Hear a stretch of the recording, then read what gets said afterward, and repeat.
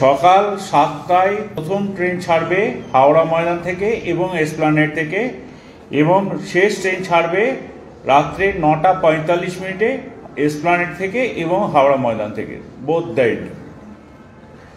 সকাল 7টা থেকে বেলা 9টা পর্যন্ত প্রত্যেক 15 মিনিট অন্তর অন্তর ট্রেন পাওয়া যাবে।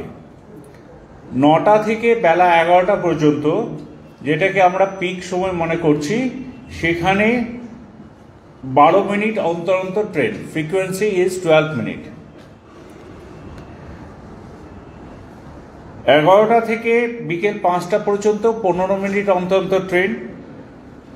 বিকেল 5টা থেকে রাত্রি 8টা পর্যন্ত 12 মিনিট অন্তর অন্তর ট্রেন, এবং রাত্রি 8টা থেকে রাত্রি 9:45 পর্যন্ত 15 মিনিট অন্তর অন্তর ট্রেন।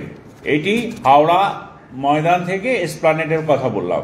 হাওড়া ময়দান থেকে এসপ্ল্যানেডে আসার পরে এসপ্ল্যানেডে কানেক্টিভিটি, যেটা নতুন পুরনো লাইন আছে আমাদের দক্ষিণেশ্বর থেকে কবি সুভাষ, সেটা একই থাকছে, সেখানে কোনো পরিবর্তন হচ্ছে না। একই টিকিটে আপনারা হাওড়া থেকে শহরে যে কোনো শহরে, হাওড়া ময়দান থেকে মাফ করবেন, যে কোনো শহরে যে কোনো জায়গায় যেতে পারবেন। এবার আসি অরেঞ্জ লাইনের ক্ষেত্রে। অরেঞ্জ লাইনের ট্রেন চলাচল মানে কবি সুভাষ থেকে রুবি পর্যন্ত, যেটা হেমন্ত মুখার্জি বলে, সেই দিন 15 তারিখ থেকে ট্রেন চলাচল শুরু করবে। প্রথম ট্রেন চলবে সকাল 9টার সময়, শেষ দুদিক থেকেই, হেমন্ত মুখার্জি থেকেও এবং কবি সুভাষ থেকেও, এবং শেষ ট্রেন চলবে 6:40-এ, 4:40, মাফ করবেন, 4:40।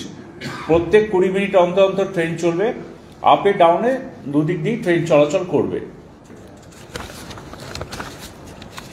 আর এখন তো পার্পেল লাইনে ট্রেন চলছে, সেটা মাঝরাত পর্যন্ত এক্সটেন্ড হবে।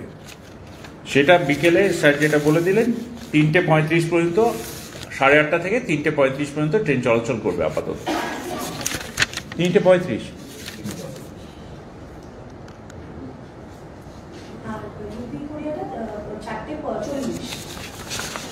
4:40।